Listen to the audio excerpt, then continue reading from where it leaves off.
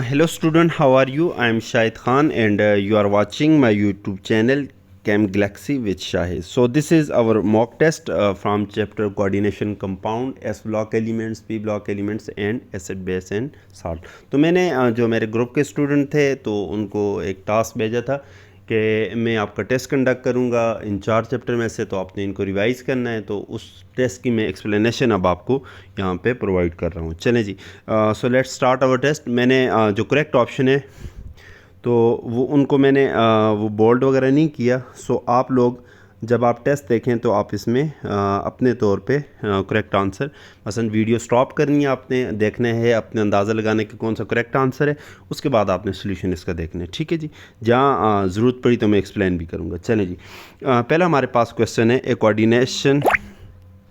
A coordination complex core atom ion is also known as.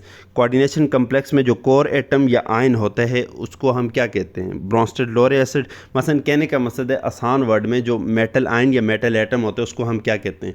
चूँकि वो electron pair को accept करता है, जो इलेक्ट्रॉन पेयर एक्सेप्टर होता है that is called, electron pair कहाँ से एक्सेप्ट करता है? फ्रॉम लिगेंड, तो उसको हम क्या कहते हैं? लेविस एसिड कहते हैं। जो हमारा फर्स्ट क्वेश्चन है इसका जो करेक्ट ऑप्शन बनता है बेटा वो आपके पास क्या है? ऑप्शन सी है। So this is our first question. Next चलते हैं क्वेश्चन नंबर 2 के ऊपर।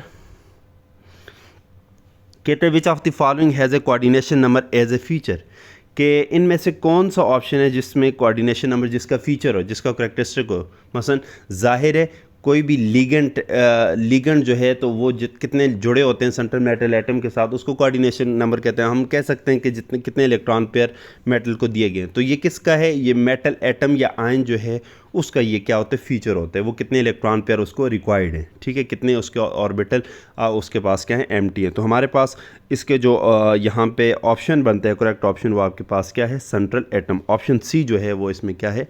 करेक्ट है। थर्ड क्वेश्चन पे चलते हैं। कहते हैं which of the following statement about coordination compound bonding is incorrect, कि इनमें से मसलन जो उसका सेंस है क्वेश्चन पूछने का वो ये है कि इनमें से कौन सी थ्योरी जो है कोऑर्डिनेशन कंपाउंड्स की बॉन्डिंग के बारे में कोई बात नहीं करती।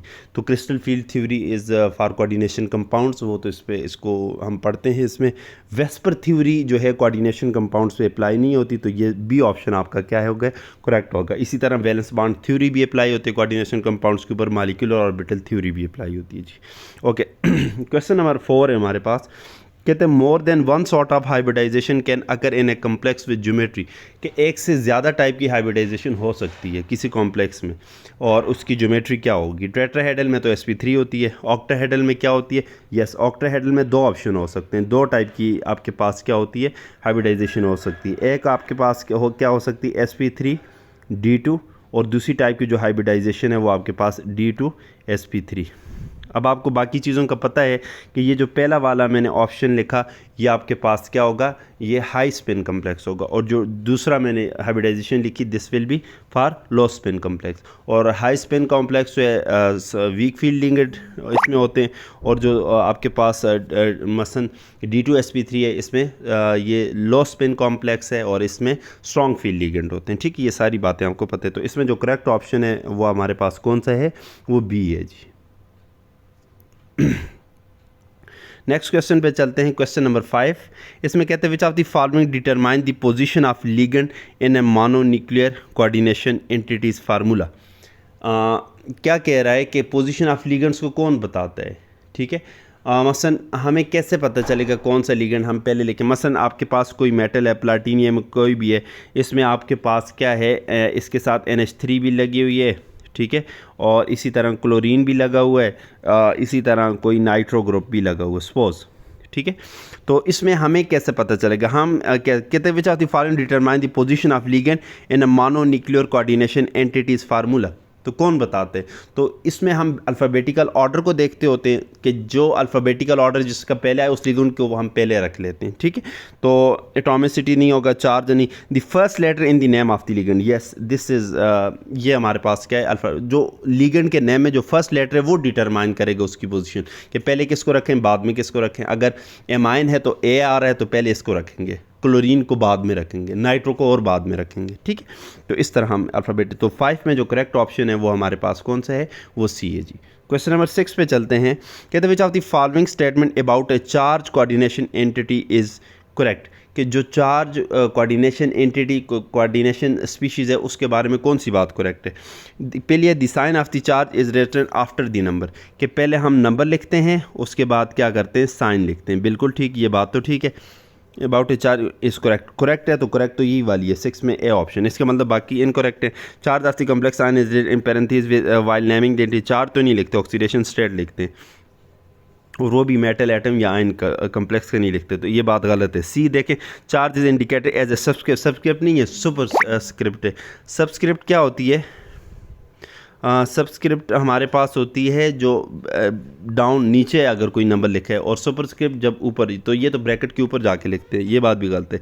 Charge on the complex ion is depicted along with the counter ion, नहीं, ये गलत है। तो हमारे पास ए ऑप्शन जो है वो करेक्ट है जी।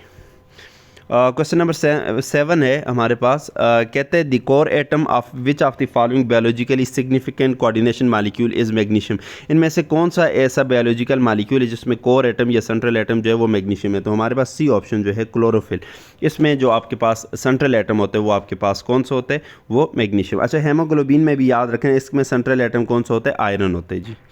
ओके, नेक्स्ट है क्वेश्चन नंबर 8।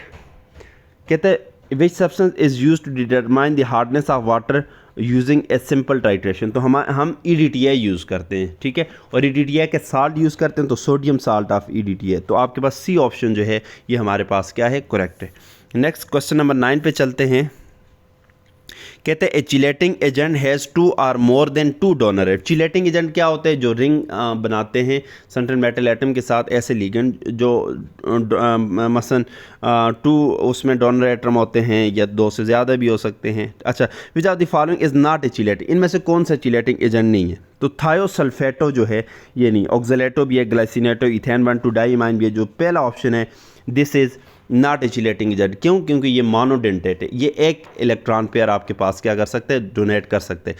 थायोसल्फेट आपको इसका पता भी होनी चाहिए, स्ट्रक्चर वगैरह। इसका जो फार्मूला होता है S2O3 और पावर -2, ये इसका आपके पास फार्मूला होता है। अगर इसकी हम स्ट्रक्चर को देखें तो इसकी स्ट्रक्चर कुछ इस तरह की होती है कि S डबल बॉन्ड O, यहाँ पे डबल बॉन्ड S हम कर लेते हैं, ठीक है, और यहाँ पे ऑक्सीजन के ऊपर नेगेटिव चार्ज और इधर भी ऑक्सीजन के ऊपर नेगेटिव, जैसे दिस इज़ थायोसल्फेट, ठीक है। तो ये देखें आपके पास ये क्या है, ये मसलन ये मोनोडेंटेट है, एक टाइम के ऊपर एक इलेक्ट्रॉन पेयर क्या डोनेट कर सकते हैं, ठीक है। तो इसलिए ये आपके पास वो नहीं है, अपना चिलेटिंग एजेंट नहीं है। नेक्स्ट है IUPAC name of this compound. ये आपके पास 2 अमोनिया लगे हुए हैं, एक क्लोरीन एक नाइट्रो ग्रुप। इसका आपके पास आयुपेक नेम क्या होगा, तो आपने अल्फ़ाबेटिकल ऑर्डर भी देखना है और ये भी देखना है कि इस कम्प्लेक्स के ऊपर कोई चार्ज मतलब इसका काउंटर आयन वगैरह कोई भी नहीं है, पॉजिटिव नेगेटिव कुछ भी नहीं है। तो जब इस तरह का केस हो तो मेटल का नाम IUM से एंड होता है। तो देख लेते हैं, प्लाटीनियम डाई एमाइन क्लोरोनाइट्राइट नहीं, क्योंकि ऑक्सीडेशन स्टेट मेंशन ही है। 2 में क्लोरो नाइट्रो, ये क्लोरो नाइट्रो, मगर नहीं, ये तो हो ही नहीं सकता क्योंकि आपके पास एमाइन आना चाहिए पहले। Okay, diamine chlorido nitro and platinum 2, बिल्कुल ये ठीक है। तो थर्ड ऑप्शन जो है, जो सी ऑप्शन है हमारे पास, थर्ड ऑप्शन, ये आपके पास क्या है, करेक्ट नेम है। तो 10 में जो करेक्ट ऑप्शन है वो 3 है। नेक्स्ट चलते हैं, iron carbonyl is. Iron carbonyl जो है कहते हैं टेट्रान्यूक्लियर, मोनोन्यूक्लियर, डाइन्यूक्लियर, ट्राइन्यूक्लियर।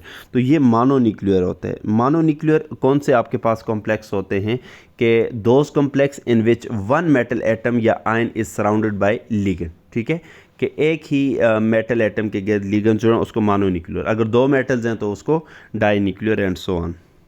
नेक्स्ट हमारे पास चलते हैं, the type of isomerism shown by complex COCl2 EN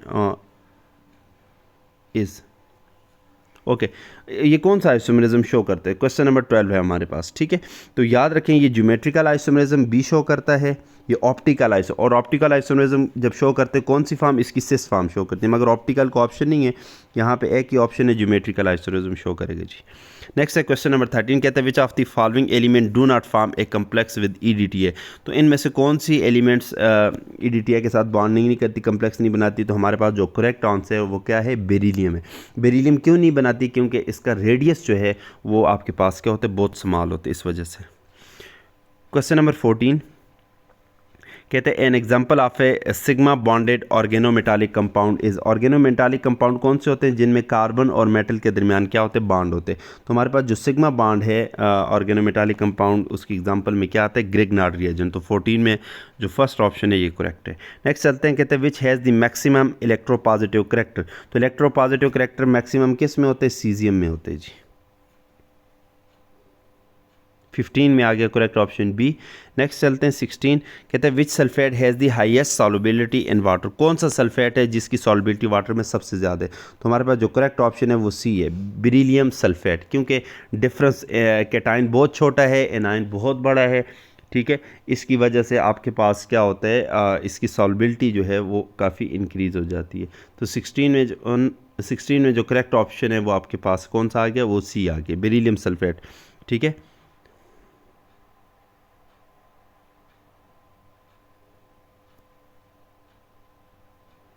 next है correct order sequence of the increasing covalent character is. Covalent character का ऑर्डर क्या है, क्वेश्चन नंबर 17। तो इसमें अगर हम देखें तो सबसे ज़्यादा कोवलेंट वो बेरिलियम वाला हो जाएगा और सबसे कम कौन सा है, सोडियम वाला। तो ये सी ऑप्शन जो है ये करेक्ट बनता है कि NaCl which is less than lithium chloride which is less than beryllium chloride. तो 17 में जो करेक्ट ऑप्शन है वो सी है। क्वेश्चन नंबर 18 है, कहते हैं which of the following alkaline earth metal has the highest ionic mobility in aqueous solution. तो आयनिक मोबिलिटी किसकी ज़्यादा होगी, जिसका साइज़ छोटा है, सिंपल। तो 18 में जो करेक्ट ऑप्शन है, जिसका साइज़ जो है वो बड़ा है, सॉरी जिसका साइज़ छोटा है उसकी मोबिलिटी कम होगी। अच्छा, बेरियम इसका साइज़ बड़ा है, इसकी मोबिलिटी ज़्यादा होगी। क्यों मोबिलिटी ज़्यादा होगी, क्योंकि इसका साइज़ जो है वो क्या है, लार्ज। अगर लार्ज साइज़ है तो क्या होगी, हाइड्रेशन जो है इसकी कम होगी। क्यों हाइड्रेशन कम होती है, क्योंकि इसके ऊपर चार्ज डेंसिटी कम होती है। याद रखें मैंने क्या बताया कि इसकी हाई मोबिलिटी है, हाई मोबिलिटी है। क्यों हाई मोबिलिटी है, क्योंकि इसका साइज़ जो है वो आपके पास क्या है, लार्ज है। इससे क्या होता है, साइज़ अगर लार्ज है तो हाइड्रेशन जो है वो आपके पास क्या है, कम है। हाइड्रेशन क्यों कम होती है, तो इसका भी रीज़न आपको पता होना चाहिए कि चार्ज डेंसिटी जो है वो आपके पास क्या है, कम है, ठीक है, इस वजह से। नेक्स्ट चलते हैं, कहते हैं which of the alkali metal form only the normal oxide on heating. तो सिर्फ नॉर्मल ऑक्साइड कौन बनाते हैं, लिथियम बनाते हैं जी। लिथियम ऐसा एलिमेंट है जो सिर्फ नॉर्मल ऑक्साइड बनाते हैं। तो 19 में जो करेक्ट ऑप्शन है वो सी है। क्वेश्चन नंबर 28, कहते हैं the alkaline earth metal present in chlorophyll. तो ये रिपीट हो गए, पीछे भी आया था, किसी और जुमरे में आया था। मैग्नीशियम जो है ये क्लोरोफिल में क्या होती है, प्रेजेंट होती है। क्वेश्चन नंबर 21 है, कहते हैं which of the compound is known as slaked lime. Slaked lime क्या होता है कि जब आपके पास जो क्विक लाइम होते हैं अगर इसको वाटर में ऐड करें, ठीक है, तो आपके पास क्या बनता है, कैल्शियम हाइड्रोक्साइड बन जाता है। This is called world, this is slack lime. तो आपके पास सी ऑप्शन जो है ये आपके पास क्या है, करेक्ट है। क्वेश्चन नंबर 22 है, कहते हैं which of the ions have maximum hydration energy. जिसके चार्ज डेंसिटी ज़्यादा होगी उसकी में हाइड्रेशन एनर्जी उतनी ज़्यादा होगी। तो आपके पास जो करेक्ट ऑप्शन है वो कौन सा बनता है, वो डी बनता है 22 में, ठीक है। बेरिलियम, इसकी चार्ज क्योंकि इसका साइज़ कम है तो चार्ज डेंसिटी मैक्सिमम है।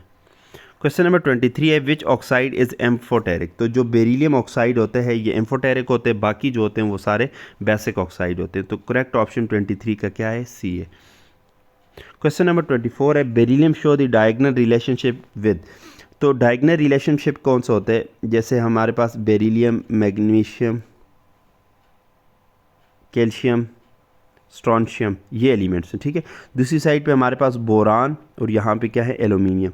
तो ये जो इस पोजीशन में एलिमेंट्स होते हैं कि एक ग्रुप का फर्स्ट एलिमेंट और नेक्स्ट ग्रुप का जो सेकंड एलिमेंट्स है ये आपस में क्या करते हैं, डायगोनल रिलेशन शो करते हैं, ठीक है। इनके charge to size ratio almost same होती है, ठीक है, चार्ज डेंसिटी वगैरह सेम होती है, तो इस वजह से ये शो करते हैं। तो हमारे पास कौन सा ऑप्शन करेक्ट है, एल्यूमिनियम, बी ऑप्शन आपके पास क्या है, करेक्ट है। नेक्स्ट है, which one is known as a fume mixer. Fume mixer कौन सा होता है, जिसको ऑर्गेनिक कंपाउंड के साथ मिक्स करके डिफरेंट फंक्शन ग्रुप्स को हम क्या करते हैं डिटेक्ट करते हैं। तो हमारे पास कार्बोनेट्स होते हैं दोनों, सोडियम और पोटेशियम के कार्बोनेट्स। तो 25 में जो डी ऑप्शन है ये करेक्ट है। नेक्स्ट क्वेश्चन नंबर 26 है, कहते हैं what is the correct order of electron affinity among oxygen, fluorine and chlorine. अक्सर इसमें सल्फ़र भी डाल देते हैं, ठीक है। मसलन ऑक्सीजन, क्लोरीन है, तो सबसे ज़्यादा जो इलेक्ट्रॉन एफिनिटी होती है वो किसकी होती है? क्लोरीन। तो क्लोरीन सबके लास्ट में होनी चाहिए। इसका मतलब पहला ऑप्शन भी नहीं हो सकता और ये फोर्थ वाला भी नहीं हो सकता, ठीक है। अब इन दोनों में से एक होगा। तो सबसे ज़्यादा क्लोरीन की होती है, ये बात तो दोनों में ठीक है, उससे कम फ्लोरीन की और उससे कम ऑक्सीजन की। तो बी ऑप्शन जो है यहाँ पे क्या है? करेक्ट है। 26 में जो आपके पास बी ऑप्शन है कि जो ऑक्सीजन है इसकी इलेक्ट्रॉन एफिनिटी कम होती है फ्लोरीन के मुकाबले और उसकी इलेक्ट्रॉन एफिनिटी कम होती है क्लोरीन के मुकाबले। तो हमारे पास जो बी ऑप्शन है ये करेक्ट है। अच्छा जी, क्वेश्चन नंबर 27 है, कह arrange the following groups 14 hydrides in the correct order of their boiling point. Group 14 आपके पास carbon, silicon, germanium, tin, lead वाले दिए ही नहीं है इन चारों के। तो चूंकि इनमें कोई स्पेशल बॉन्डिंग तो है नहीं, on the basis of size इनका बॉइलिंग पॉइंट बढ़ेगा। तो सबसे ज़्यादा बॉइलिंग पॉइंट इसके हाइड्राइड्स का होगा और सबसे कम इसका होगा, ठीक है। तो पहले दो ऑप्शन में से कोई एक होगा, ठीक है। टिन का सबसे ज़्यादा, उसके बाद जर्मेनियम, उसके बाद सिलिकॉन, बिल्कुल ठीक है। ये वाला जो आपके पास है ए ऑप्शन, ये आपके पास क्या है? करेक्ट है। 27 में जो करेक्ट ऑप्शन है वो ए है जी। ऑन दी बेसिस साइज जितना ज़्यादा है तो उतनी ज़्यादा बॉइलिंग पॉइंट। ओके, नेक्स्ट है how many SS bonds are there in tetrathionate ion. तो आंसर इधर खुद ही दिया है, 3 है। 3 एसएस बॉन्ड होते हैं, सल्फर लिंकेज होते हैं, मगर इसका आपको पता होना चाहिए कि इसकी स्ट्रक्चर क्या है। तो बेसिकली इसकी जो स्ट्रक्चर होती है वो कुछ इस तरह से होती है। हमारे पास ऑक्सीजन नेगेटिव, ये सल्फ़र, और इसी तरह ये सल्फ़र, ये डबल बॉन्ड ओ, ये ऑक्सीजन पे यहाँ फिर नेगेटिव चार्ज, यहाँ फिर। अब आप काउंट करें तो एक ये बॉन्ड आ गया, एक ये आ गया और एक ये, 3 आपके पास क्या है? सल्फ़र बॉन्ड है। ओके, नेक्स्ट है which among these has the highest bond angle. अब आप इसमें देखें तो इसमें क्या होता है? 107 पॉइंट समथिंग, 107.5 होते हैं, ठीक है। इसमें भी इतना ही होता है। BF3 में आप देखें तो 120 होते हैं, ठीक है। और PH3 में जो आपके पास है तकरीबन 95 या 93 पॉइंट समथिंग होते हैं, ठीक है। तो आपके पास जो सबसे लार्जेस्ट हाईएस्ट बॉन्ड एंगल है वो किस में है? BF3 में, सी ऑप्शन। अच्छा, what will the pH of solution on mixing A 50 ml solution of a strong acid of pH1 with A 50 ml solution of strong acid of pH2।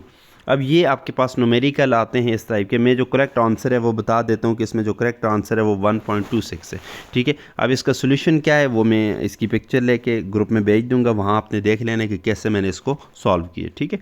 तो question number 30 का जो solution है, क्योंकि numerical है काफ़ी time लेगा, तो मैं उधर पिक्चर मैंने लिखा हुआ है तो मैं भेज दूँगा उधर, ठीक है।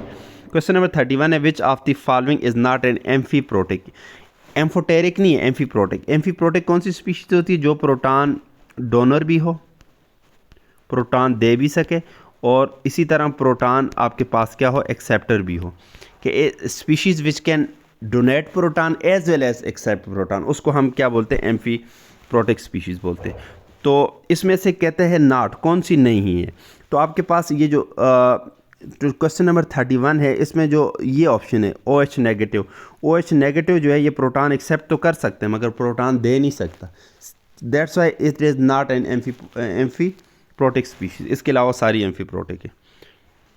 क्वेश्चन नंबर 32 है, कहते हैं identify the basic salt from the following. इनमें से कौन सा बेसिक साल्ट है? तो इसके लिए आसान सा फार्मूला है।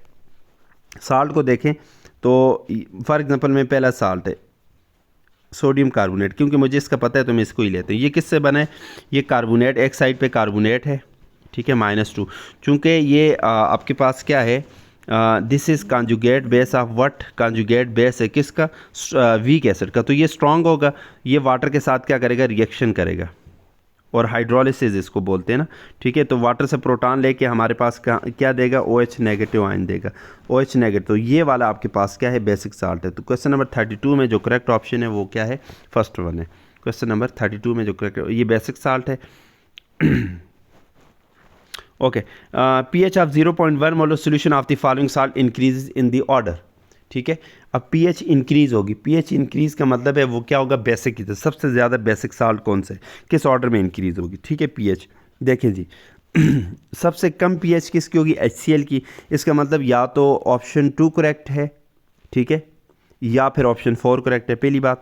उसके बाद आपके पास क्या है? अमोनियम क्लोराइड, ऑप्शन 2 में देखिए। अब अमोनियम क्लोराइड जो है ये कौन सा साल्ट है? अमोनियम अमोनियम आयन जो है अमोनियम हाइड्रोक्साइड से आता होता है, जो कि आपके पास क्या है, वीक बेस है। तो इसका जो कॉन्जुगेट एसिड ये अमोनियम आयन हो गया, ये आपके पास क्या है, स्ट्रॉन्ग एसिड है। तो ये वाटर के साथ क्या करेगा, जब हाइड्रोलिसिस करेगा तो ये क्या बनाएगा, ये आपके पास अमोनियम हाइड्रोक्साइड बनाएगा और साथ क्या बनाएगा, H पॉजिटिव बनाएगा। इसका मतलब ये एसिडिक मसन इसकी pH 7 से कम होगी। तो HCl की pH सबसे ज़्यादा, उसके बाद अमोनियम क्लोराइड, उसके बाद NaCl न्यूट्रल होते हैं। तो NaCN की अगर हम बात करें तो CN HCN से आता है। HCN is a weak acid. तो CN नेगेटिव जो है ये आपके पास क्या है, कॉन्जुगेट बेस है उसकी, तो ये स्ट्रॉन्ग बेस है, ठीक है। तो ये वाटर के साथ जब रिएक्शन करती है तो ये क्या करती है, ये आपके पास H प्लस को यहाँ से एक्सेप्ट करेगी और OH नेगेटिव आयन बनाएगी, ठीक है।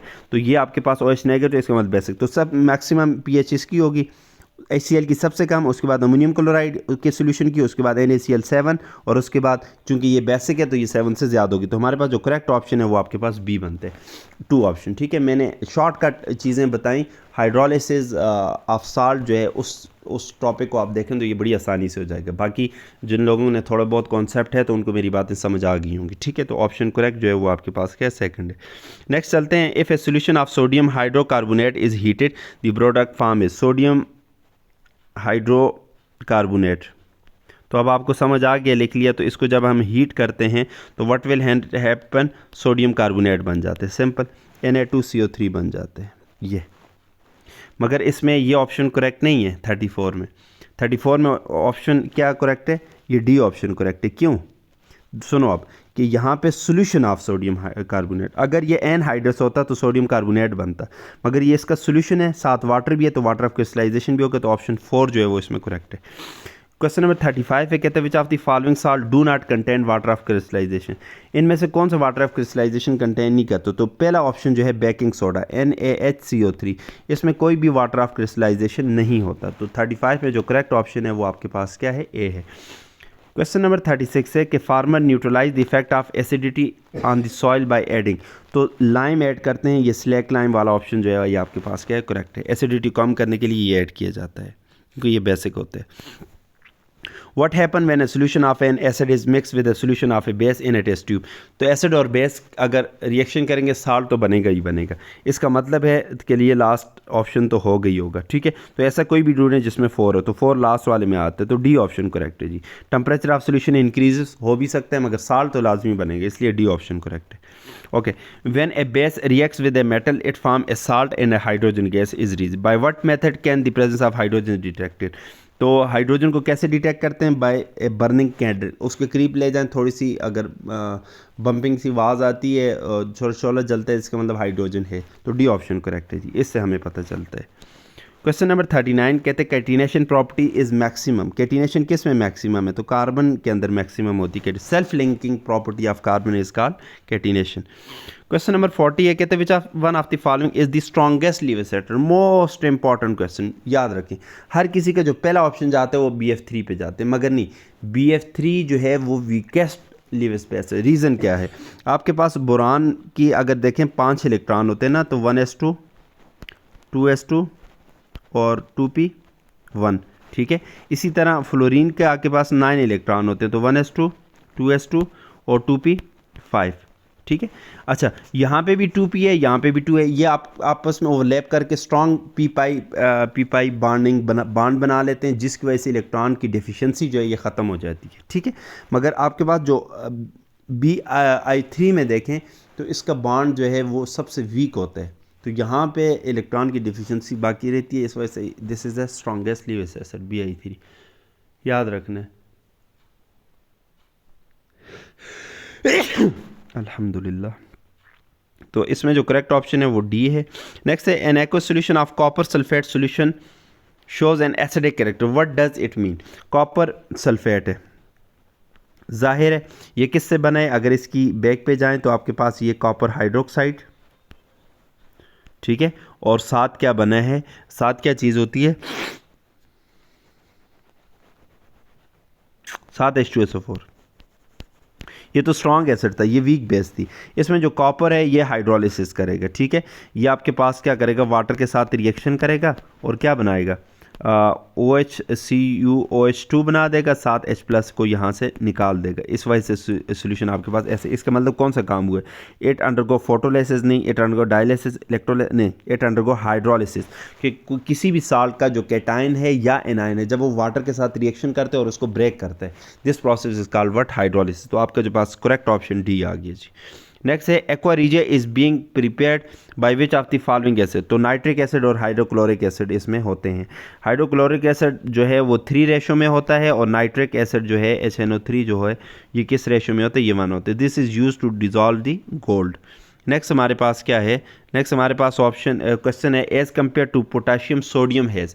पोटाशियम के मुकाबले में सोडियम का क्या होगा? Higher ionization potential. बिल्कुल, पोटाशियम का आयोनाइजेशन पोटेंशियल कम होते हैं, मगर सोडियम का क्या होता है? ज़्यादा होते हैं, क्योंकि सोडियम ज़रा ऊपर होते हैं, पोटाशियम नीचे होते हैं।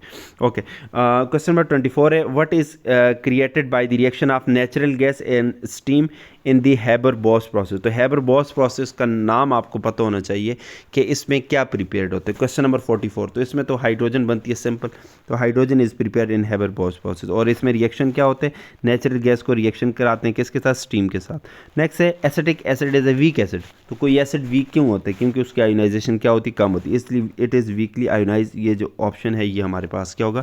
करेक्ट होगा। नेक्स्ट हमारे पास है कि विच one is the most stable carbonate. सबसे स्टेबल कार्बोनेट कौन सा है? तो इनमें जो सबसे स्टेबल कार्बोनेट है वो क्या है? बेरियम कार्बोनेट है। बेरियम कार्बोनेट जो है वो आपके पास क्या है? सबसे स्टेबल कार्बोनेट है। So this is all about today mock test. तो 4 चैप्टर का मैंने टेस्ट दिया था, उसका ये सोल्यूशन है। और इसके बाद नेक्स्ट 4 चैप्टर में ग्रुप में अनाउंस करता हूँ जिनसे मैंने मॉक टेस्ट लेना। Wish you all the best for your test. तो कोई भी मसला परेशानी हो तो आप लोग डिस्कस कर सकते हैं, जितनी तैयारी हो सकती है ये लास्ट डेज में जान लगाएं। Wish you good luck. Thank you so much.